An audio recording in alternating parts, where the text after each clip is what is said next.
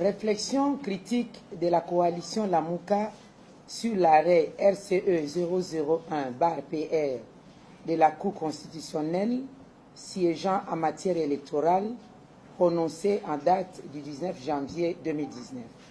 En cause, la dynamique de l'opposition politique congolaise, sigle DO, parti des Manderes, contre l'Union pour la démocratie et le progrès social, en abrégé UDPS Tshisekedi, parti des Fanderes.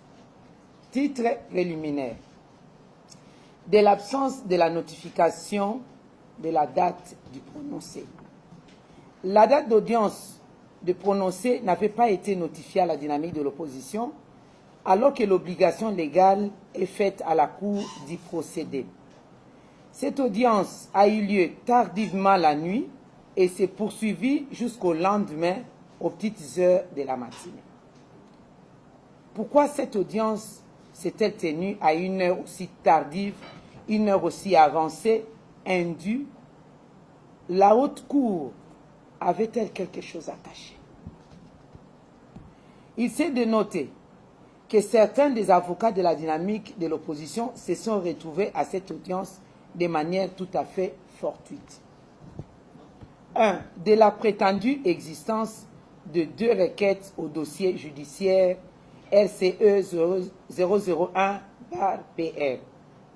La haute cour, dans son arrêt, au 9e feuillet et 10e feuillet, affirme l'existence de 2 requêtes venant de la dynamique de l'opposition congolaise. Elle confirme avoir déposé qu'une seule requête, la dynamique, en date du 11 janvier 2019, en l'espèce. Celle initiée à la diligence de M. Martin Fayulu Madidi, son coordonnateur, et qui a été régulièrement notifiée à l'UDPS Tshisekedi, à la CENI et au ministère public, dont l'original se trouve versé au dossier de la haute cour. La dite requête a été enrôlée sous RCE 001-PR contre un récépissé à la même date à 15h30 par les greffiers divisionnaires Lutonadio Koukala. La dynamique ignore la requête versée au dossier de la haute cour en photocopie libre dont cette dernière fait état dans son arrêt. En tout état de cause, une requête en photocopie libre dépourvue de valeurs juridiques, voire la jurisprudence de l'arrêt d'IFCO, ne peut saisir aucune juridiction. La Cour constitutionnelle n'aurait pas dû avoir égard à une telle requête. Ces moyens avaient été présentés à l'audience par les avocats de la dynamique de l'opposition qui l'ont repris dans leur note de plaidoirie dûment versée au dossier. La Cour n'y a pas répondu. L'arrêt n'est donc pas motivé sur ces points. 2.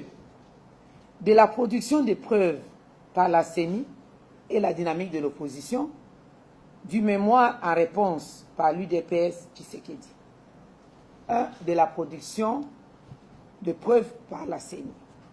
Au 2e feuillet de son arrêt, la Cour constitutionnelle affirme la CENI a versé au dossier le procès verbal de la réunion de l'Assemblée plénière relative à la publication de l'élection présidentielle du 30 décembre 2019, la fiche de centralisation provinciale des résultats, les fiches de centralisation des résultats par territoire, villes et communes à l'élection présidentielle, les procès-verbaux de compilation des résultats au niveau des centres locaux, des compilations des résultats ainsi que le pli des résultats par bureau de vote contenant les procès-verbaux des opérations de vote, les procès-verbaux des opérations de dépouillement et des fiches des résultats. Fin de citation. La MOUCA note que, premier tiret, l'élection présidentielle en RDC a eu lieu le 30 décembre 2018 et non pas le 30 décembre 2019, comme l'indique la Cour dans son arrêt sous critique au 4e paragraphe du 22e feuillet. Deuxième tiret, la production du dossier par la CENI du procès verbal de la réunion de l'Assemblée plénière relative à la publication des résultats à l'élection présidentielle du 30 décembre 2019 d'Exit la Cour est irrélevante parce que la contestation porte justement sur le contenu du dit procès verbal, car il ne prouve pas la réalité du score attribué à chaque candidat à l'élection présidentielle. Soutenir que les candidats ont obtenu les voix leur attribuées par la CENI, parce que le dit procès verbal l'affirme, est une pétition de principe. Aussi, la Cour constitutionnelle n'indique pas dans son arrêt à quel moment de la procédure les preuves de la CENI avaient été déposées au dossier. Car, lors du débat public contradictoire, les avocats de la demanderesse avaient exigé à la CENI la production des procès-verbaux de compilation des résultats produits par les centres locaux de compilation des résultats. En réponse à cette demande, la CENI avait soutenu en audience publique que le centre de compilation des résultats pour l'élection présidentielle est le bureau de la CENI, installé à Kinshasa, étant donné que la circonscription électorale pour l'élection présidentielle est l'étendue du territoire national. Et que dès lors, à telle renchérie, il est absurde d'exiger la production des procès-verbaux des centres locaux de compilation installés dans les territoires et villes. C'est pourquoi la MOUCA s'étonne que la CENI se soit rétractée et ait par la suite déposé les procès-verbaux de compilation dans des centres locaux de compilation des résultats installés dans les villes et territoires. Et la MOUCA s'étonne encore que la CENI ait déposé les 10 procès-verbaux alors que pendant la publication des résultats provisoires et même après celle-ci, cette compilation continuait. Ou alors, la CENI a-t-elle obtenu, ou alors la CENI a-t-elle obtenu les procès-verbaux que la Cour déclare avoir reçus d'elle. La MOUCA poursuit son étonnement et la MOUCA s'étonne que la CENI ait déposé les 10 procès-verbaux alors qu'elle avait elle-même déclaré au moment de la publication et l'audience publique qu'elle se référait aux données électroniques lui transmises au moyen des clés USB, procédé pourtant interdit par l'article 237 ter de la loi électorale. Toutes ces preuves déposées par la CENI, dont la Cour fait état dans son arrêt, n'ont jamais été portées à la connaissance des avocats de la dynamique de l'opposition.